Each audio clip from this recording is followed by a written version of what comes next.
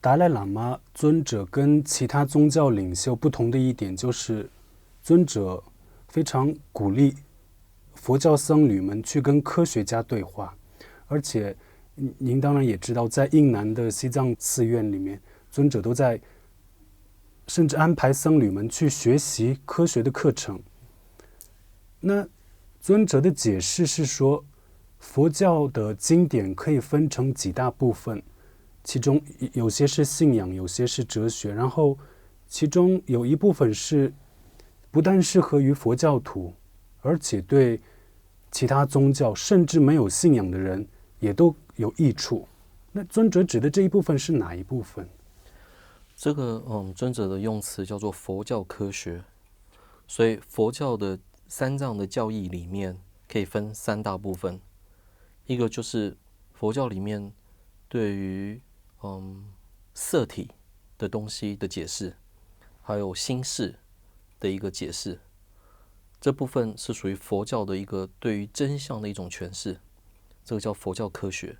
通常我们科学就是讲真相的意思嘛，有这种的解读嘛，所以佛教里面所说的真相为何？那佛教哲学针对这个真相，我们怎么去做解读？这个是佛教哲学了。那因为有这样一个真相在，所以前后世是存在的，所以轮回和涅槃是存在的，这个属于佛法的哲学了。那佛教的修行或者是佛教的宗教来讲的话，就是说我们要如何为了能够获得解脱，我们要如何取舍，我们要如何行善断恶，这种是属于佛教宗教或者是修行的部分的。那尊者所说的佛教的科学适用于加入在就是哪怕是非佛教徒的人都可以值得去学习。像我们有很多的不同的想法嘛，念头嘛，看似很像，但实际上它是背道而驰的。像是自信心和我慢，我慢和自信心就差别很多了。我慢来讲的话，傲慢心、高傲的这种我慢心，他会去轻视别人。但是自信心不一定需要轻视别人，自信心最主要是看到自己有什么优点和缺点，根据自己的优点的慢慢的增上，对自己慢慢产生自我的一个把握，自我的一个信任，这种的自信心。但是有时候我们很容易会把我慢和自信心混为一体。像这种的话，我们不需要说佛说自信心和我慢是分开的，我们从自己的经验、社会常识、自我的觉受，也可以分得出它是有差别的。当然，科学是没有办法做这方面的一个佐证的，这是比较困难的。其实，对不起，我想就是讲一个跟现在无关的话题，但是我觉得蛮重要，怕之后又忘记不会讲，所以我先把它插进来。科学家他们在研究我们内心世界的时候，最主要靠的是脉搏的脉搏啊，或者是血压啦，或者是脑波的反应啊等等，透过这种方式来去解读什么叫做内心的情绪的。但是佛家们讲了非常非常，尤其是古印度的心理学来讲的话，他讲到非常非常广泛和渊博的这一套的心事的心理学。什么叫根识和意识的差别？什么叫分别心和非分别心的差别？做出了心所的不同的差别。所以在阿毗达摩俱舍论里面说到了46种心所，大乘阿毗达摩集论里面说到了51种心所，在摄阿毗达摩议论，也就是上座部的这个摄阿毗达摩议论的时候，说到52种心所。正法念住经的时候说到了93种，是96种的心所。所以我们佛家对这种心的这个起心动念，它是怎么来的？它是根据什么样因缘而来的？像根识是由增上缘、等无间缘、所缘缘所产生的，它是怎么产生的？这是佛教的一套说法。这两者从来没有结合过，都是靠尊者的努力，将这两者研究的方式结合起来。所以尊者在2012年的时候获到了 Templeton 的这个邓普顿的这个科学奖了，就是因为真的在尊者的努力推动的一个情况下，在科学的研究里面新建立了一个里程碑。因为让科学家们找到一个新的方式，因为科学家他们自己也想要快乐啊，他们自己也需要修慈悲心啊。那这种慈悲心冥想的方式是什么？我觉得很多这方面的内容可以从古印度的文化里面去摄取，古印度的心理学来去摄取。所以我想要回到刚刚的主题，像是自信和我慢的差别是在哪里？那还有像是攀比，我们跟别人攀比和跟自己的竞争，自我的一个竞争和跟别人的攀比，看起来好像都是攀比，都是竞争，但实际上一个是对他的攀比的话，你就会容易想要把他人拉下去了。但是对自己竞争的话，你只是会一直自我的提升、自我的升华，所以它的作用是不一样的。可是我们乍看之下，如果我们没有仔细的去研究这些内容的话，我们有时候真的分不清楚。我们会觉得攀比就是不好的，跟自己攀比是好的，可是跟别人攀比是不好的。像是这一种的很细微的一个起心动念，还有贪和爱之间的一个差别是什么？贪更多的是占有，可是爱却是站在他人立场去着想的，像是这方面的一个问题，很多很细微的这种情绪的一个内容，或者情绪的一个反应，或者内心的这个世界的一个解说，这个就是属于佛教真相要去讲解的部分。当然，这里面在佛教真相里面也有讲到很多色法的，像唯物论等，这也是有的，不是没有。但是这部分呢，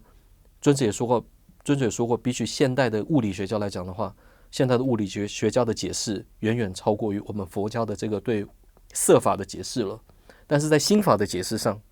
我们佛家尤其是古印度所流传下来的，古印度的这个心理学所流传下来的这一套的传承思想，远远超过于现代的心理学家嘛，现代的心理学了。那您跟随尊者到处出访，然后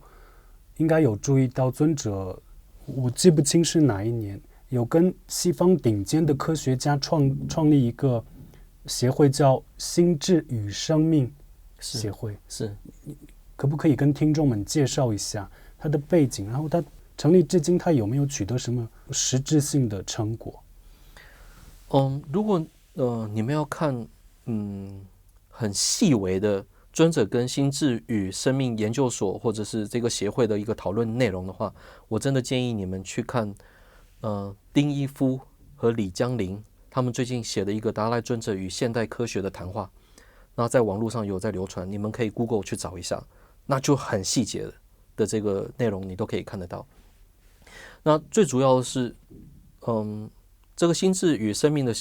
研究所 Mind Life Institute 是在1990年的时候成立的。那因为尊者很有兴趣想要跟科学家谈话，那科学家有时候想要了解古印度的这一套的哲学思想，因为科学走到最后的末端，他们都是透过哲学的方式来去解决问题了。那所以尊者要见他们也不容易，他们要见尊者也很困难，所以他们就设立这样一个平台了。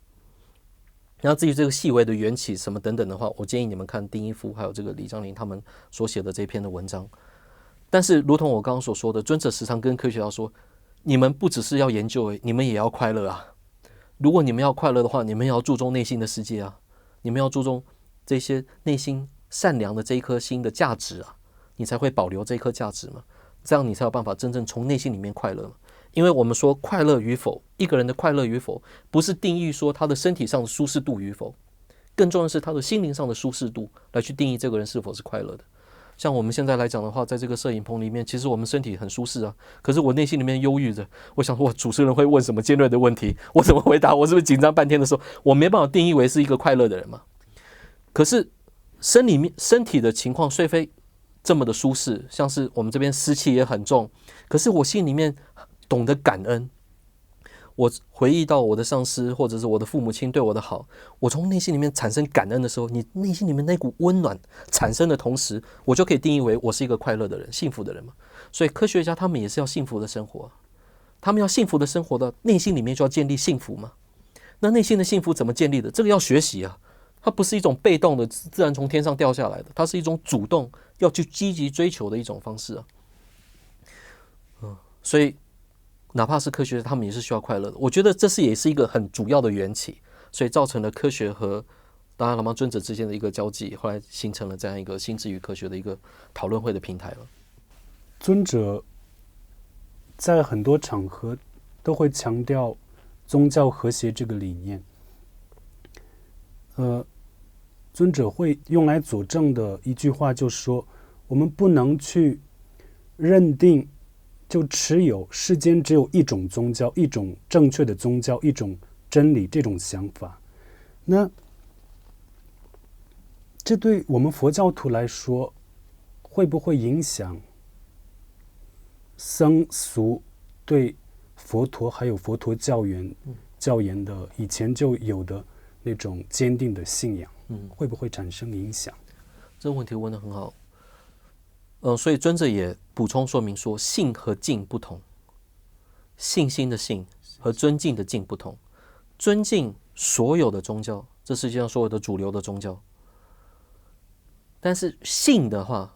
透过自己的一个深思熟虑或者是仔细的分析解剖之后，你所相信的真理对自己来讲是一个的，但是好与坏就要看适不适合，就像这世界上没有一个最好的药一样，药好与坏最主要看这个药对你的病好不好，能不能治疗你的病，再来说这个药是不是好的。如果跟病毫无相关的情况下，要举出一个药说这是最好的药的话，这是很困难的。所以同样的道理，这个宗教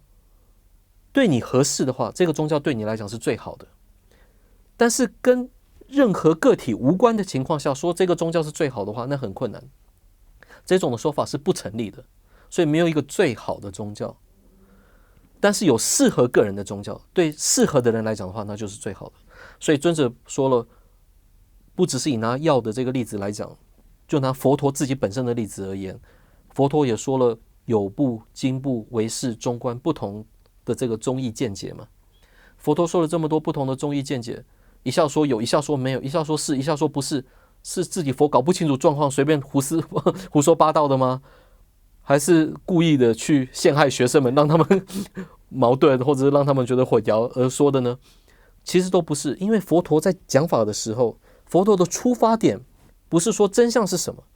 更重要的是我对你有什么帮助，根据你能够接受的程度来去说出适合你的法。因为佛陀的出发点是帮助他人的一种心态，所以去说出了这一套的法门呢。所以我们可以以这个为例子来去套用在现在这个世界观。在这个世界上有不同的主流的宗教，已经有很多人习惯了有造物主的想法。那对于这些人来讲的话，像基督教、回教或犹太教等，对他们就很有帮助。所以我们要懂得去尊重这些的宗教，因为在过去他们帮助了千百亿万的他们的信徒，现在正在帮助，将来也绝对会帮助，因为他们给人类的社会带来了贡献了。所以我们要值得我们去尊敬他，所以叫做敬一切的主流宗教。但是信透过是非的这种自我的判断，当然自己的真理，自己所相信的真理是一个的嘛，那就是如果以佛教徒来讲的话，就佛教了。最后想请您介绍一下，就是说我们刚才谈到了世俗伦理，谈到了科学跟世俗伦理还有佛教思想之间的关联。那尊者平时也一再强调，你嘴巴上讲的还不够，你要去拿出实际行动。那放在今天这个话题上，我们说世俗伦理，我们普通人来说，你要去实践世俗伦理，到底应该做什么？就是非常普遍的行善避恶而已吗？现在您就在实践世俗伦理了，因为你透过媒介来去推广尊者所说世俗伦理的想法是什么嘛？我觉得现在你就在实践了。那我觉得更重要的是，要有更多的民间人士来认同尊者的想法。我不应该讲尊者的想法，应该说来认同世俗伦理应该被推广的想法了，应该是这样讲。那这样的话呢，透过世间的民间的百姓们来去鼓励，跟相关部门单位反映，让他们把这一套世俗伦理的这个教育体制放在现在的这个国民教育当中，国民教育体制当中。因为现在我们的教育体制太物质化了，教你怎么赚钱，却不会教你成为怎么样，却不会教你怎么成为一个幸福的人，会教你怎么成功，但是不会教你怎么快乐，不会教你怎么不忧郁什么等等的。所以如果我们就是从民间开始，我们大家慢慢的认同这样一个观念的时候，我们会去呼面上级的相关单位，让他把它编辑在教育体制里面的话，在这样一个教育体制下所教育出来的学生们，他们慢慢的自然就在一个世俗伦理的这样一个环境里面长大的话，以后的政治家也是从这样一个环境长大的。生意人或者是或者是政治家也好，或者是老师也好，或者是各方面的人、各界的人士也好，在这样一个环境里面长大的时候，就不会有尔虞我诈、勾心斗角的情况，至少可以减少到最低了。因为他懂得尊重别人，懂得去同情别人嘛。所以我觉得这一点是蛮重要的。其实，在西方来讲的话，早在20年前，就有了这个 social and emotional learning， 他们简写叫做 SEL， 中文翻译的话就是社会及情绪教育。那社会及情绪教育，像是加拿大的哥伦比亚州，它是强制性的要求所有的学校都要去实践的这一套教育体制了。所以在社会及情绪的这个教育里面，它最主要讲5大因素嘛，像是 self-awareness 自我认知，或 self-management 自我管理，还有一个是 social awareness 社会意识，还有一个是 relationship skills 就是关系技能，人与人之间保持关系的这样一个技能。那以及最后一个 responsible decision making， 也就是抉择的责任。像透过这种的方式来去认知自我，来去学习如何跟人类打交道的技巧，不是说尔虞我诈的那一种了。但是它跟尊者所说的世俗伦理又有点不同。尊者所说的世俗伦理是所谓的伦理的意思，就是什么是该做，什么不该做，这是一个总结。总结的背后有这个3大因素，我刚刚所说的科学佐证，自我觉受以及社会常识，透过这3个理由嘛。但是现在的这个 SEL Social and Emotional Learning 社会及情绪的这个教育体制里面，它并不做这个总结，什么该做，什么不该做。它更重要的是，我希望你能够认知自我，我希望你能怎么样，但是它不会说采取一种自我约束的方式。所以这个还是有一段期间呢，我觉得虽然这个 SEL 好像是一个基石，帮 secular ethics 帮世俗伦理普及到全世界好像有一个基石在，有一个基础在一样，是容易比较推广的。但是要全面性的推广 secular ethics 世俗伦理到全世界的各个角落的话，我觉得还有一段路要走。但是更重要的是，我们要透过媒介的方式，大力的来去推动，让大家有个这样一个共同的概念。否则中国人的话，我们讲伦理的时候就是2个，一个就是宗教伦理，一个就是儒家的伦理嘛。通常就这是2个，根本不会想到世俗伦理啊。好的，那今天的访谈节目到这里就结束了，非常感谢您做客西藏之声。谢谢主持人。